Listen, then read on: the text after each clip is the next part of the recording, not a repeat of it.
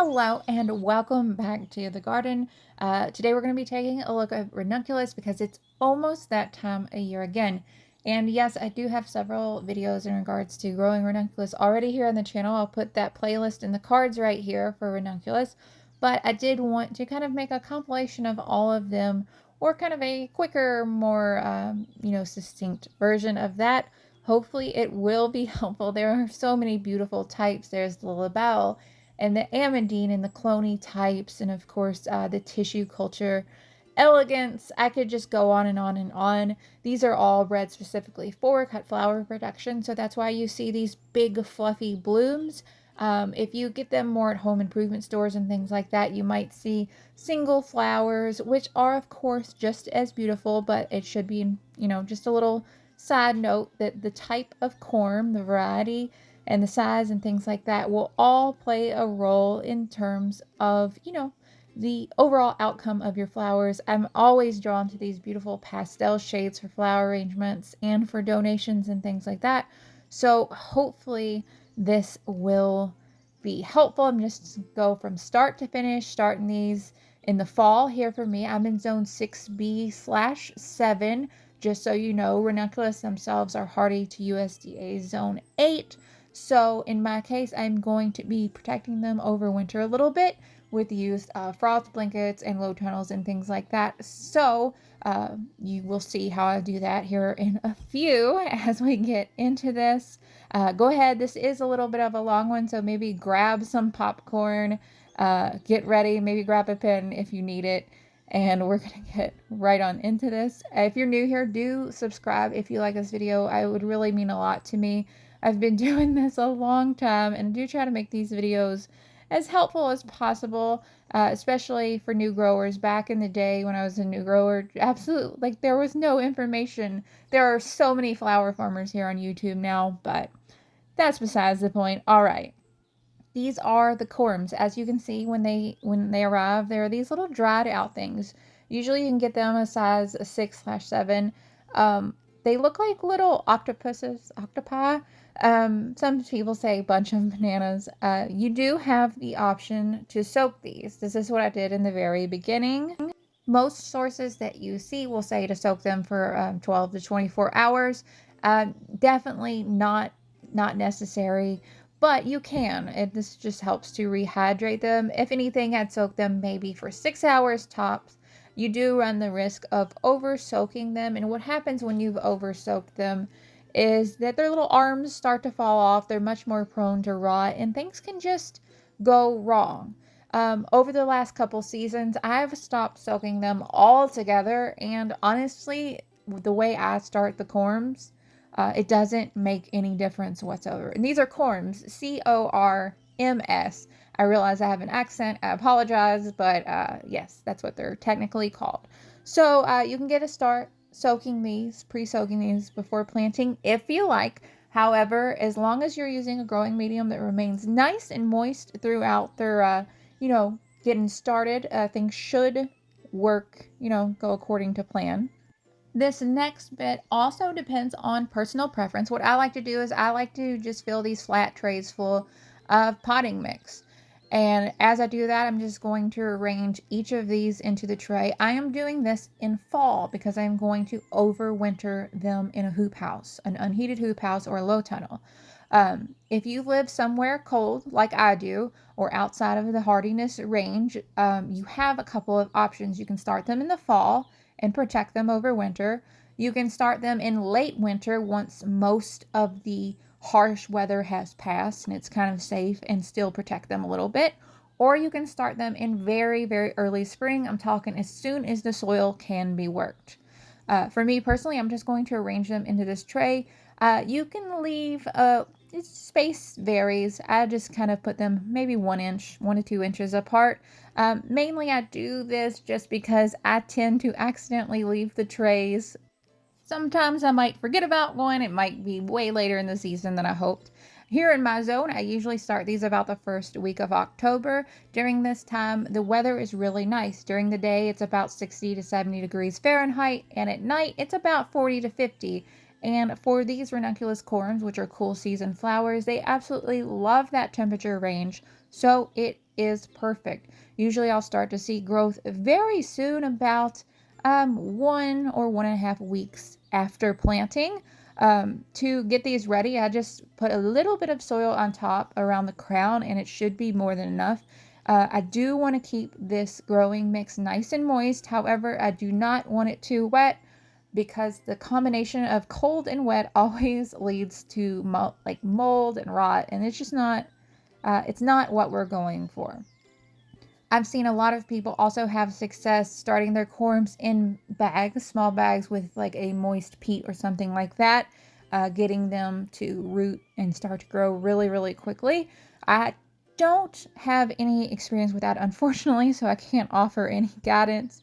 But with my technique, I really like how quickly they begin to grow, and in early fall, we have these really nice looking transplants here that are ready to go into the garden. Usually you can begin to transplant them whenever they get their first set of true leaves is what I go for, but even if that little crown has started to show growth, it should be good enough. Last year I waited way too long. As you can see, my trays got huge. If this happens, it's just one of those things. They did all transplant really well. You'll see later in the video, I did have a little trouble with them because I let them get so large and I had waited so long in the season. This whole process does have a lot to do with trial and error, so that is something that you should consider. To prepare my beds, I usually just lawn mow a spot here since this is the new garden and till it up. I am still in the process of making new beds and getting to the point where everything is weed free and I don't have to use a tiller anymore. It has been a long and crazy stressful journey, especially since this field has never been a farm before. So lots of weeds and aggressive type species to deal with. I'm just tilling this to a depth of about 1 to 2 feet, nice and fluffy, and working in some compost at the time, so that we have a nice, just rich bed to get off to a good start for these new ranunculus. I will be using weed barrier fabric. That's totally optional, but this is what I choose, especially over the winter, to help keep, invasive weeds like bittercress down, especially when it's going to be too cold for me to get in there and crawl around on the ground, things like that. My spacing is about 4 to 6 inches. It varies. I know a lot of people use like templates and are very, very meticulous about burning holes into their landscape fabric and stuff. And that is just not my cup of tea. I'm very much fly by the seat of my pants, just do whatever type of gardener. I know that is not a good quality. A lot of people are like, ooh. But that's just, what gets me through. These were super easy to plant. That's why I love these open cell trays, is you can just grab by the handful. Lots of excess potting soil that eventually just gets swept into the beds, so it's not really a big deal. Since I did plant these so late, these unfortunately did not have a good chance to root. What you really want, you want to make sure that these transplants have a good chance to start rooting, developing roots as the season is cool, before the coldest bits of cool weather arrive for winter. That way they have a really good start in soil, and they're just, the cold tolerance is just a little bit better, a little bit more hardy and robust, and can withstand the actual arrival of cooler temperatures. You'll see a little bit. I know I've already alluded to it, but I had a minor disaster last year with these, unfortunately. When it comes to protecting your ranunculus, you do have a couple of options. Depending upon where you live will also depend on, what kind of protection you need. Here in my zone, it can get down pretty cold in the wintertime, so it's not uncommon to see 12 on occasion, or even down to 0 degrees Fahrenheit, which happened last year, which was really bad. So you might need both frost blankets and row covers of some sort. The frost blankets I like to use are the Agribon 50. I find that they give me plenty of protection, and these are actually used inside a unheated hoop house. There's a video for this unheated hoop house construction, or an unheated low tunnel. So I have actually 2 means of protection. especially with the unheated hoop house. It can get so incredibly warm in there, even in the winter time, if it's an especially, sunny day, which is really nice. You do have to kind of watch and make sure the humidity levels are being maintained, venting as needed. It's very much a learning process, and there's absolutely no shame in that. I do like to use bended hoops on larger plants. Sometimes if the plants are a little bit smaller, I can, just lay the row cover directly on top of the plants, provided that there's no ice or anything. Really just want to make sure we're not damaging the plants themselves. As long as that's nice and lightweight, it shouldn't be a problem. But again, it just depends on the conditions where you are and within your own garden, because it really is, everything's different. My experience growing in my own backyard at the old garden in comparison to that growing at the new garden, it has been a night and day difference, and it has been a major wake-up call. Some of the successes and failures that I've had at this new garden are just, they're overwhelming. And that's definitely one of the reasons that I wanted to make this video, because, I'm not perfect, but I just feel like I have learned just so much through just these last few years of growing ranunculus. They will always be one of my favorite flowers, and I get so frustrated. Last year was such a frustrating year for me in terms of ranunculus. But anyway, I'm rambling. Sorry, I apologize. Are you still with me? Thank you so much if you're still with me. I really do appreciate it. It seriously means the world to me. If you are not in the market to, assemble a giant unheated hoop house, I totally understand. It is a labor of love and a cost too. You can do low tunnels. I just did low tunnels with a hoop bender. You see these metal conduit hoops. You can get a hoop bender. I think mine came from Johnny's Seeds. Not a sponsor, just telling you where they came from. And they are able to withstand quite a bit of snow. As you can see, when it is especially snowy, I do have to knock off some of the snow out of the hoop house, but it does an excellent job of keeping those delicate ranunculus inside just safe and protected, and most importantly, warm and green and alive. Big emphasis on alive in terms of the hoop house. Even in these little low tunnels, I do use a frost blanket on especially cold days. So anything usually under about 28 degrees Fahrenheit, I will put the frost blanket on it in addition to the low tunnel.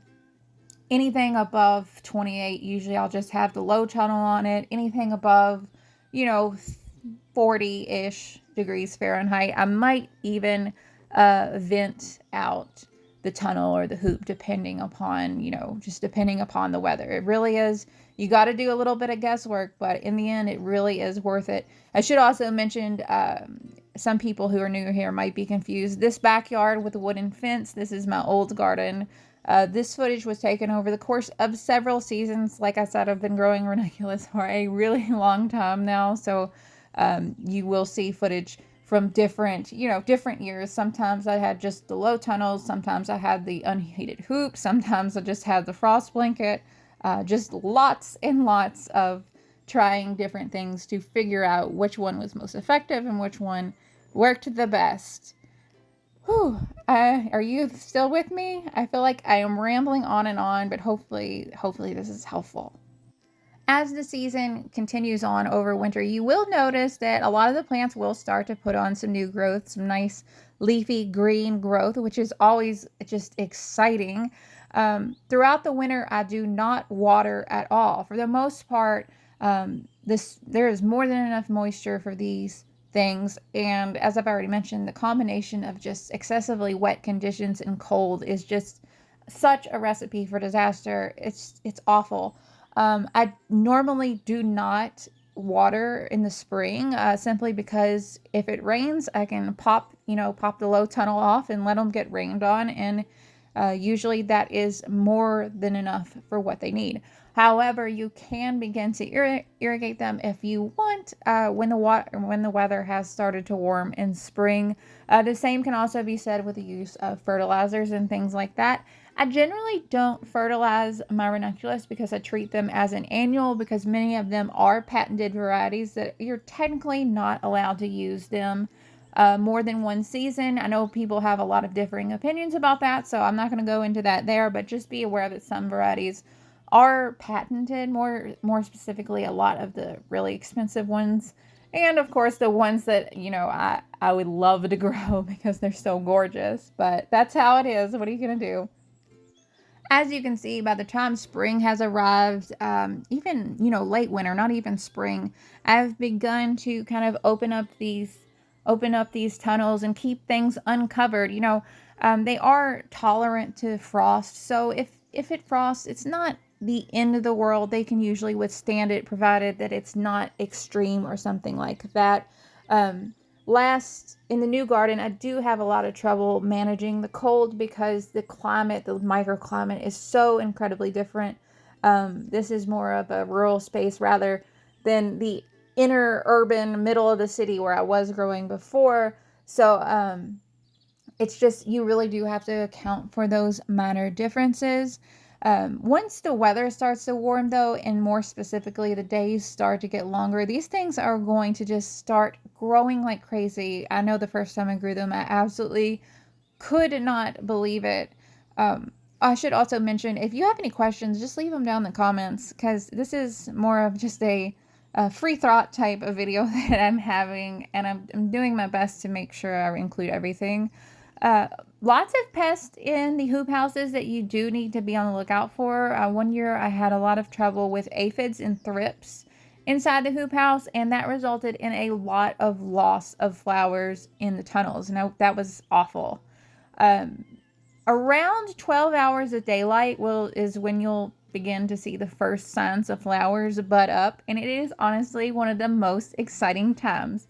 The first blooms are likely to be pretty low down on the stem. You might be disappointed and wonder why the stems are so short, or, like, what am I doing wrong? Some of the flowers might be a little bit on the small side. Don't get discouraged. It will get better. If you've been, fertilizing if you want and making sure the conditions are ideal, you will be rewarded with some really gorgeous blooms. I did want to show you, here's my secret shame. This was last year, I think. I made a really late planting, like you saw early in the season, and then 2 weeks after the planting we had a cold snap and it went down to -5 degrees Fahrenheit. There was nothing I could do to save these. Unfortunately, even with a blanket and the cover, these things were gone. I was hoping that maybe they would recover from the root, from the corm, but there wasn't enough of a root system, and the corms had turned to just a rotten, mushy mess. And please don't be like me. Do not make the mistake of planting too late if you're going to plant in the fall. Aim for about 4 to 6 weeks before your last frost date. Learn from my mistake. Even looking at the video footage now, it just hurts. Oh, I hate it. So much beauty and so much potential, but what are you gonna do? That's how it goes sometimes, I guess. There's nothing I can do. Anyway, back to the footage of the actual gorgeous flowers. Once these things burst into bloom, I'm not sure I would consider them a cut and come again flower. Some of them do bloom earlier than others. For example, the ones that I plant in the fall will be the first to bloom. If I make another planting later in late winter, those will bloom a little bit later. And if I make a planting in spring, very early spring, as soon as the soil can be worked, those will bloom last. That will help to stagger the bloom period just a little bit. By the time June gets here in my garden, the heat, these things have pretty much shut down production just because it's gotten so hot. These are just going to bloom beautifully and profusely in spring while the weather is cool. Mine usually are in pretty good form the first week of April, when I start to really see those flowers, and the garden starts to just really just fill with color, and oh, it's so gorgeous. It's one of the things that I seriously look forward to every single year. I'm never let down by it. It never gets old. Some of these varieties are just so full and so double and so floriferous and bright and vibrant and cheerful and all of these other adjectives that, it's just like, oh, this is why I love growing flowers. It's insane. That's really about it for this video. I hope that it was helpful. If you need more information, specifically a lot more information in regards to their cold tolerance and hardiness and things like that, I know a lot of the other Ranunculus guide videos have a lot of information that can help. This was just kind of a quick recap. I know this one is always a really popular one, so I wanted to share it early because I know a lot of people are actually taking the time right now to plan their fall ranunculus, and they're going to maybe attempt to overwinter ranunculus for the first time this year. I'm so excited for you. It's so exciting. But I'm just going to leave you with some footage of these gorgeous flowers. And if you're new, subscribe if you want. I would love to have you here. If you don't want to subscribe, that's fine too. I just appreciate you being here. And just thank you so much to every single one of you who watched this and made it this far. Without you, it genuinely would not be possible. I wouldn't be able to do this. So I am just forever thankful to you. And I really mean that. So thank you so much. I hope you're having a beautiful day. Hope it's sunny wherever you are. You totally deserve it. And I'll talk to y'all later. Bye.